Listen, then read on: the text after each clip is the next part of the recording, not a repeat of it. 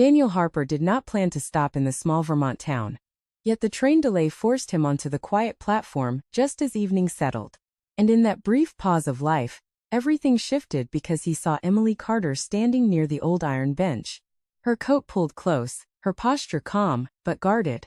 And in that instant, his past rushed forward without warning, not as noise, but as feeling, sharp and warm at the same time.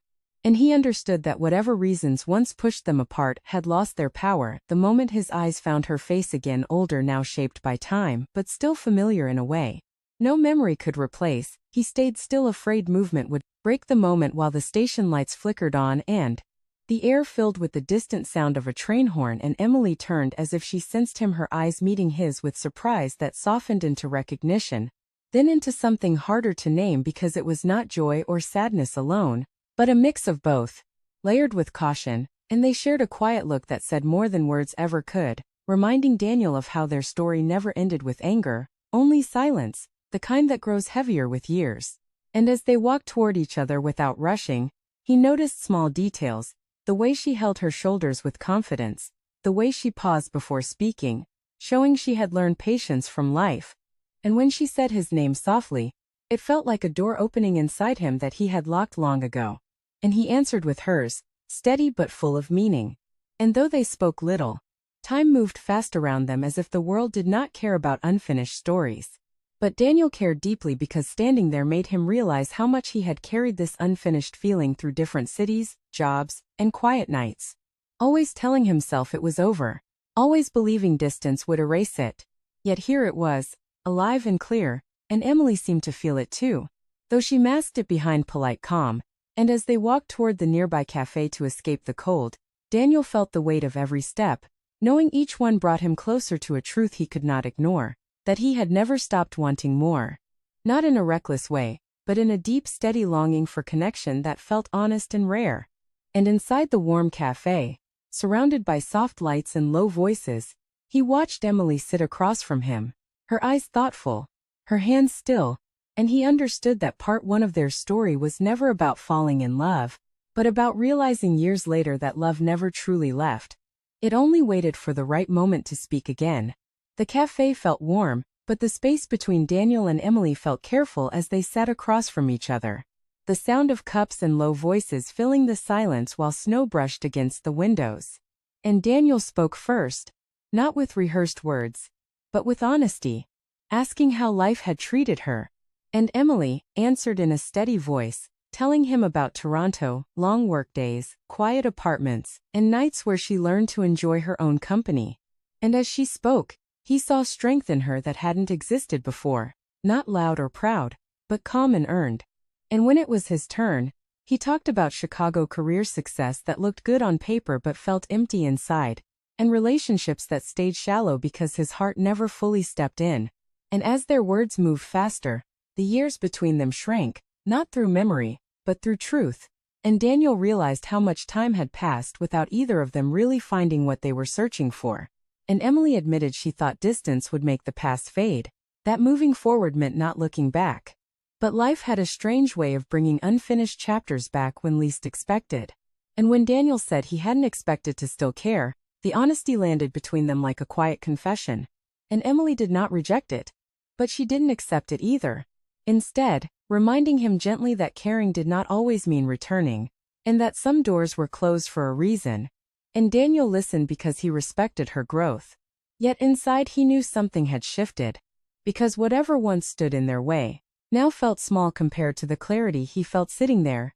And as the coffee cooled untouched, they spoke of choices, of fear, of the cost of staying, and the cost of leaving.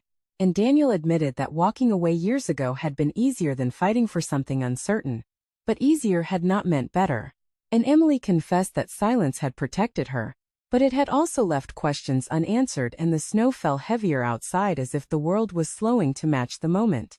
And Daniel felt a deep pull, not toward the past, but toward the possibility of honesty. And he realized that wanting more did not mean asking for promises or rushing time. It meant being brave enough to say the truth without knowing the ending. And as they left the cafe together, stepping back into the cold night, he sensed that part two of their story was not about rekindling something old, but about facing what time could never erase, and whether they were ready to let it shape what came next. They walked through the quiet streets with snow under their feet and city lights glowing softly around them, not touching yet fully aware of each other's presence. And Daniel felt every step like a question, waiting for an answer, while Emily stayed thoughtful, her pace steady, her silence full of meaning. And when they reached the bridge overlooking the frozen river, she stopped, resting her hands on the cold railing as if grounding herself. And she spoke about fear, not the loud kind, but the slow kind that grows after disappointment, explaining how she had built a stable life by choosing safety over risk. And Daniel listened closely, understanding that love had once asked more of her than she could give. And he admitted that he had hidden behind work and movement, telling himself he was strong while avoiding anything that could break him again. And the wind cut through the air as Emily turned to face him, her eyes searching his face for certainty he could not promise. And when she asked what he wanted now, Daniel answered without hesitation that he wanted honesty, even if it led to pain, because pretending had cost him more than loss ever did. And Emily held that truth quietly, weighing it against the life she had built. And for a moment she reached out, brushing his sleeve, a small action filled with meaning, showing she was still human, still moved, still torn. And she confessed she did not know if she could open her heart again without losing herself. And Daniel replied that wanting more did not mean rushing forward or erasing boundaries. It meant choosing to be present and real, even in uncertainty. And the river below stayed frozen and still, mirroring the pause between them. And when Emily finally stepped back, saying she needed time to think, Daniel felt disappointment, but also respect, because forcing a moment would only repeat old mistakes. And as they continued walking in silence toward the station lights, he understood that part 3 of their story was about standing at the edge of choice, where desire met wisdom, and where love asked not for action, but for patience. Morning arrived with pale light and fresh snow. And Daniel stood on the quiet platform with his suitcase beside him, feeling the weight of the night still pressing on his chest as trains came and went, each sound reminding him that time did not wait for unfinished stories. And he told himself that if Emily did not come, he would accept it without anger, because wanting more also meant respecting her choice.